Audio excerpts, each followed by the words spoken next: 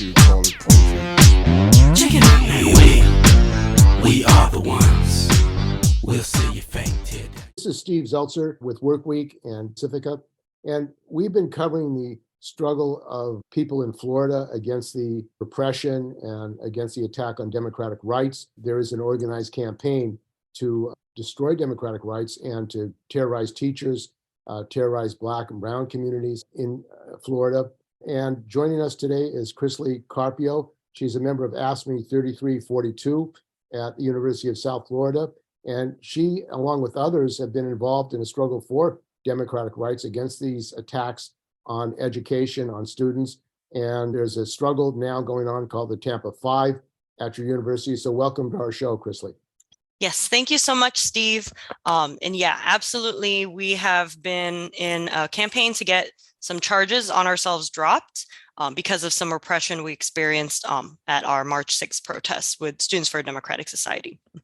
And what was the march about, the rally on March the 6th? Yes, so the protest was, we were protesting the DeSantis bill, House Bill 999. Our demands were actually to get a meeting with the president, right, the university president, because how bold of us to think that by paying and, paying tuition and going to school there and working there, that we had a say in the school affairs, so that was our main aim, was just to get this meeting to discuss our demands. What is HB 99? Yes, so it is a bill that looks to overhaul and attack higher education. So the 28 community colleges and then the 11 universities across Florida to ban women and gender studies, to ban any kind of race-based education, to ban multicultural groups that are based on like a racial identity, students or faculty run from getting any kind of university funding. And it also gives the universities the ability to revoke tenure from professors at any time. So we viewed it as a huge attack on our education. And they argue that, well, these are they want to cleanse the university. They have an ideological theory. Mm-hmm. Some of them say they like to the Confederacy, the good things about the Confederacy. Are they trying to go back in time? Yeah, I think absolutely. They're trying to wipe out any kind of, discussion of the struggles that, Black people have experienced in the United States, that women have experienced trying to, get their rights, like any kind of social movements. They want to wipe that out of our education system. And, they're even going so far as to ban diversity programs so that, our original campaign was actually to increase Black enrollment at USF. And now with the diversity program being, essentially shut down by the bill, like they actually stopped searching for kind of new leaders for the diversity program at USF, that is going to be impossible, right? So they're looking to undo things that people won in like the 1960s and 70s. And the population of Blacks, or Haitians, are a large number of Blacks in Florida. What's the percentage in the colleges in Florida? Yeah, really, really low, very low. So for example, in the Tampa Bay area, around 25% of the population is actually African American. But at USF, the population of Black students is just about 9% and going down each year. And the university actually lies and tries to like fudge the numbers to say like, oh no, there's no issue. Actually, it's going up. But it's just objectively true that it goes down and does not anywhere near reflect the population of the city itself.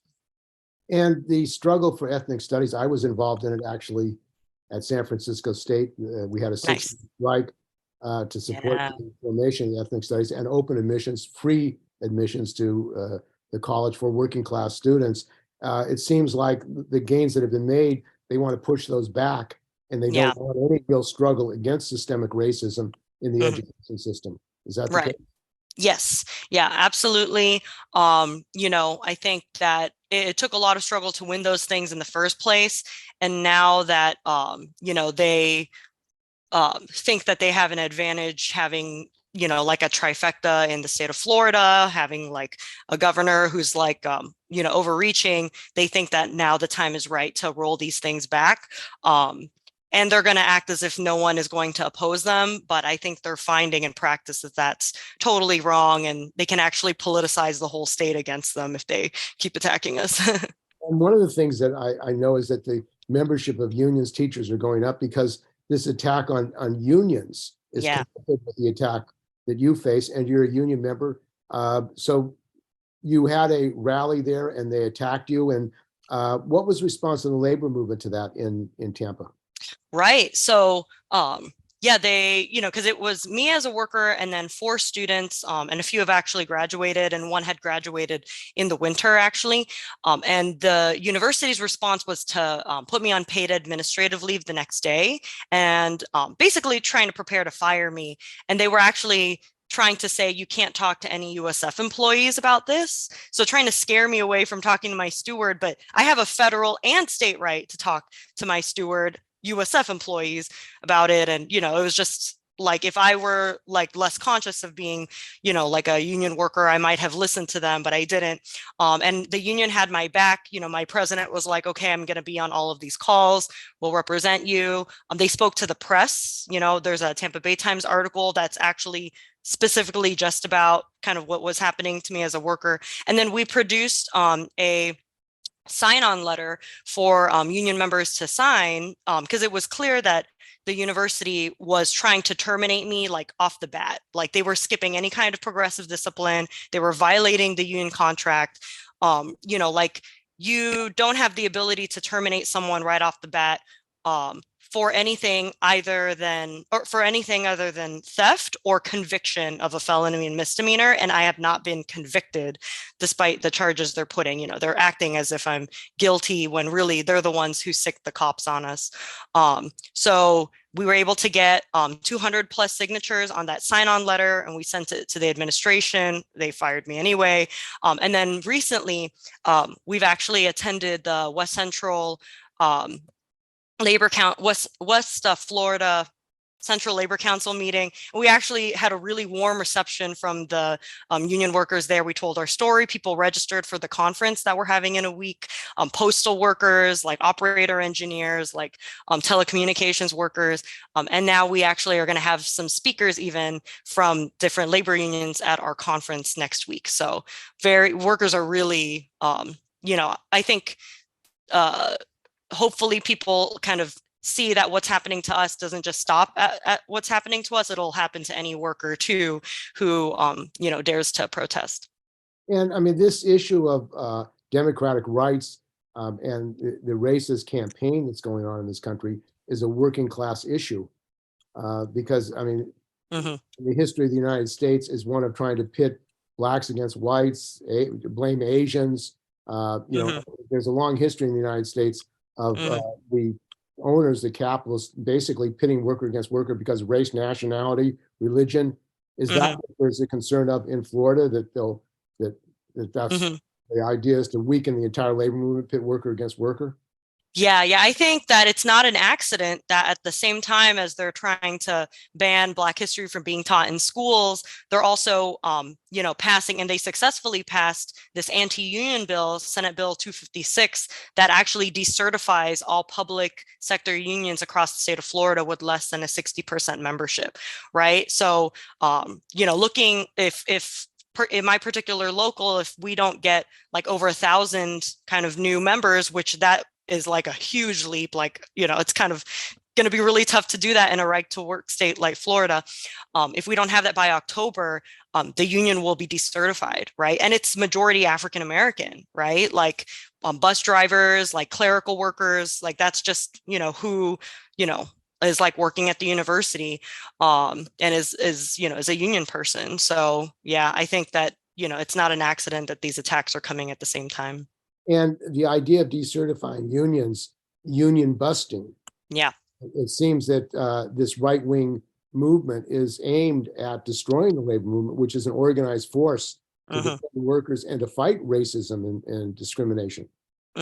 Yeah, absolutely. It's meant to kind of make us just, like if we're too busy just trying to even like keep our jobs or like stay on the defense or worrying about like, okay, well, I don't know if I'll have healthcare like at this workplace, like like, why would I stay and join a union? I'm just going to go try to find a better job, like in the private sector, so they're trying to like push people out of the workplace, essentially, except to the folks who like work for like the least pay, right? So trying to use these tactics and essentially make us unable to fight, because having a union means that you can stand up to management without getting fired right away. It means that you have job security, and you'll get paid what you need to as long as you work. Like, you've got kind of these basic protections, so you have something to fight to keep. You have these workers who you already know and can organize and kind of do actions with. So if they take those things away, it'll be a huge setback. And the national unions, you're a member of AFSCME, I'm a member of the CWA, the operating engineers. I mean, they're national unions who themselves would be affected if this bill goes through. So it seems like this is not just a Florida issue. Yeah. It's a national working class issue to Yes. defend our brothers and sisters in the South, in Texas and Florida, because there's a concerted, organized attack to bust the unions. Is that what's really going on? Yeah, no, I 100% agree. The first major attack on public sector unions in Florida wasn't even just this bill, but was the Supreme Court ruling Janus versus AFSCME, right? Which basically, enables and opens the doors for public sector unions to be like treated like they're all like right to work, basically, right? Like like people don't have to pay like dues or like certain kinds of payments to the union. They can opt out. And now all these unions had to have like, these drives to try to keep their membership. So that was a really big deal. And the things that are happening in Florida are spreading across the whole country, right? So, there's copycat bills of House Bill 999 already in like Ohio. Texas already had one that passed as well. Oklahoma, South Carolina. So there's that. And then there's the simple fact that DeSantis is running for president. So this is not, very soon, this is not really going to be just a Florida issue. He'll be like going on a speaking tour around the country, trying to spread these ideas. So, and the Ku Klux Klan, the rise of fascism in the South and around the country, the racist attacks, the anti-Semitic attacks, is that related to what's going on with DeSantis? I mean, the rise of fascist ideology and racism. Yeah, I think that absolutely, he is targeting the people who've been opposing him, such as us, and any like Black student groups who are trying to speak up. But meanwhile, like, the white supremacists can continue to counter protests, like kind of anything progressives do, without being prosecuted by like the police or being rounded up, right? Like, just this year alone, after we got arrested, students who were protesting for abortion at UF got arrested. Students at New College had to watch like their entire administration get kind of like or their board of trustees get replaced by DeSantis sycophants. And that New College is interesting because it's like kind of like it's a school that doesn't have grades, for instance. They kind of do a lot of things in like a so-called alternative way, and that was like the first school that DeSantis like picked and was like, I'm gonna like corporatize this. And meanwhile, all the white supremacists can go around like provoking, like the students at UF actually were blamed for there were like anti-abortion like right-wingers who were on campus, and they actually attacked the students, and the students, they're like claiming that the students attacked them, but there's actually video showing that it was the right-wingers who initiated everything and who got arrested. It wasn't the right-wingers, it was the pro-abortion students. So yeah, I think that they're getting a pass. People are more and more accusing DeSantis of stirring up a neo-Nazi base, and he's not denying it, and in fact, he's just going around saying, like, oh yeah, that's all interesting, but those other protesters are all children, so he's kind of like playing it up. And then if you actually look at the bill, House Bill 999, it looks to get rid of all of these like programs and then prop up what it calls as education about the Constitution in the US and like civic rights and like the greatness of the US Republic or whatever. So it's looking to create a school at FIU that's all about like kind of like free market enterprise, like an Alexander Hamilton Institute about, the values of the founding fathers. So it's totally, it's totally like looking to get rid of any critiques of the neo-Nazis and, rolling back in time. And of course, this country was based on slavery, the theft of indigenous people, their land, Yeah. and also bringing in slaves who were embedded in the Constitution. Mm-hmm. Right to Yeah. vote, was by slaves to keep the Right. people who organized in power through their Yeah. wealth. I mean, when they talk about wokeism, we got to fight wokeism. What are they really talking about? Right.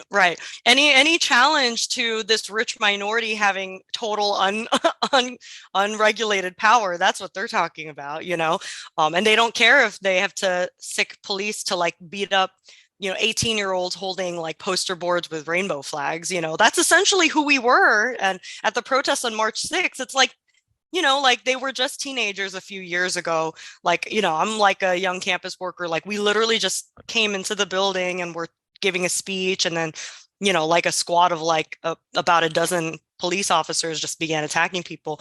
They'll go to those lengths to defend their rule, and it's because they know that they're running out of time.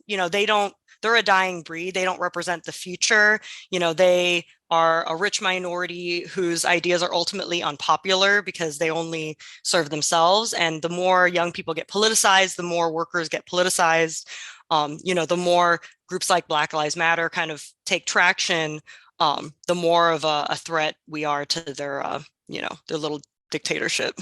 Well, I mean, this attack on Blacks, on Browns, Asians, the anti-Semitic rise of anti-Semitism, it seems like they're uniting people and waking up people, yet they say they're fighting wokeism, but they're actually waking up people to the reality of what's going on. It's backfiring. Yeah, exactly. It's backfiring, and it shows in their tactics because the way a lot of these people sort of like, express these views is like shootings, right?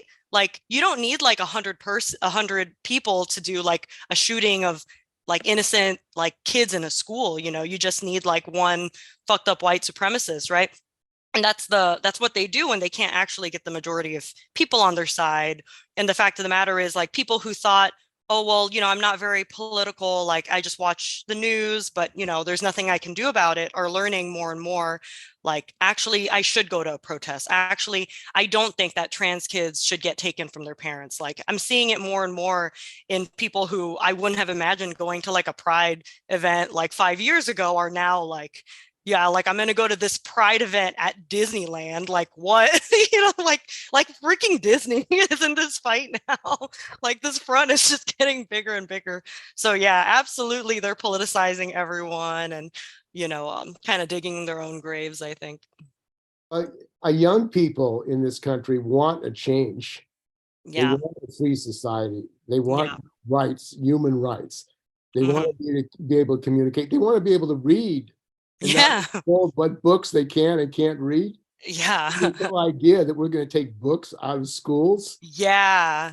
And they talk about the Constitution. Yeah. They're talking about purging books. Yeah.